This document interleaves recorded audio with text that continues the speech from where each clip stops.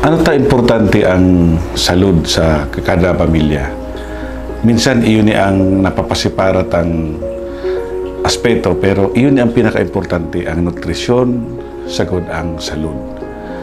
Bako daw na mas maray ang kabuhayan kang kada pamilya kung mayong naghihilang sa indang harong. Bako daw na mas maugma ang komunidad kung ang lambang pamilya may mga healthy, asin mga maliliksi na mga aki. Bako daw na mas magayon ang satuyang komunidad kung huwag kita ning madalian na access sa nutrisyon, vitamina, bulong. Bako daw na mas magayon ang satuyang komunidad kung huwag kita ning malinig na lugar, asin madaling mapagkuanan ni kakano na masustansya, asin mga vitamina na para sa tuyang hawak. Iyan po ang saro sa mga kagustuhan po kan sa muyang grupo, sa SJP, sa SJPYM, pinapangarap po ni Gerald Peña. Sa tabang po kan sa tuyang mga kahubinan, sa simple asin humilde nindang esperso, sa 29 barangay, 15 barangay na po ang sa tuyang natawanan ng feeding program ng masustansya asin masira marakanon sa mga kaakian. Sa 15 pong iyan, halos nagwa na po ito nagkapigduruan na pong rounds na nakatao kita ng libreng pagkakan, asin may barangay po dyan na halos panglimanan beses po kita nagtataw ng tama.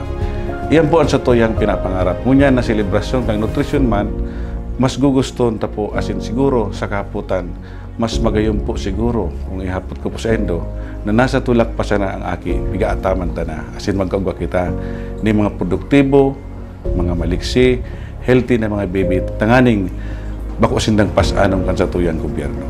Iyan po ang sa tuyang mamaot na magkaugwa ng programa sa salud, sa nutrisyon, asin sa malinig na lugar, gini sa tuyang banwaan. Garupig babari na po ang daghan ko kayan pag nakakahiling ako ning aki na pasad-pasad, na may mga lugad, mga luluntan na kakawat sa kaatian. Sabi tangani kayan, health and sanitation always comes first. So number one, if you're promoting health, dapat malinig ang lugar.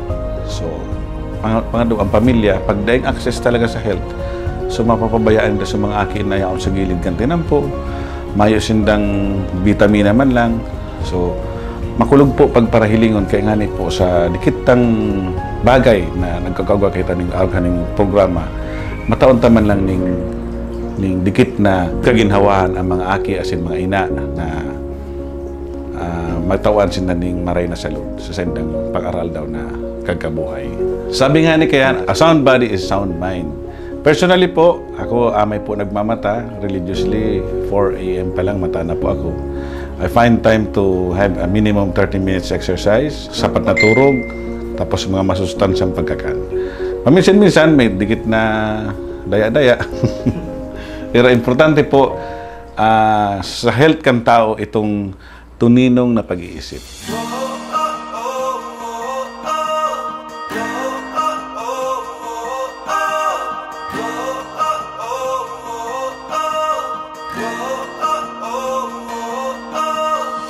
It's very technical. What comprises the economy are the workforce. Kumbaga, ang ekonomiya ta, daw isa hapot mga ekonomista, ang minatay yung pundasyon kang lambang ekonomiya kang kada nasyon, iyo ang mga tao, mga trabahante.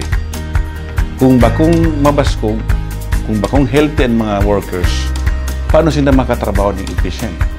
Paano sila magkakaugan ng effective na trabaho? Kung ugas silang hilang, pero silang ma-absent, pero silang late, eh silang makatrabaho ng kontrol. In building our economy, dapat perming healthy ang mga tao, mga residente. Yan ang nagbibilog kan sa tuyang ekonomi. Our prayer for healthy living starts with our prayer and confidence with our prayers to God. Ang pangadyon ta na permi kitang gabayang kaman na Diyos sa tuyang salud, diyan permi nagpupuon. So ang gabos na mga nutrisyon na naresibita, gabos yan hali sa man na Diyos, gabos yan hali sa natural na paagi. So iyan po ang pinaka-importante. So daily devotion, pag-isip mo, tuninong ang sa imong isip, that would make us healthy. And yun po yan ang sarap po sa pinagpa-practice na po. Maging healthy kita sa kada saral daw ng pagkabuhay. Ang selebrasyon po ka Nutrition Month, sarong pagpapagirundom sa to, natawan ta ng prioridad, ang sa tuyang salud, asin ang sa tuyang nutrisyon. Gikan po sa serbisyong Gerald Peña, kami po nagpapaabot ng pagbati na maugmang selebrasyon kaning Nutrition Month kunya na taon.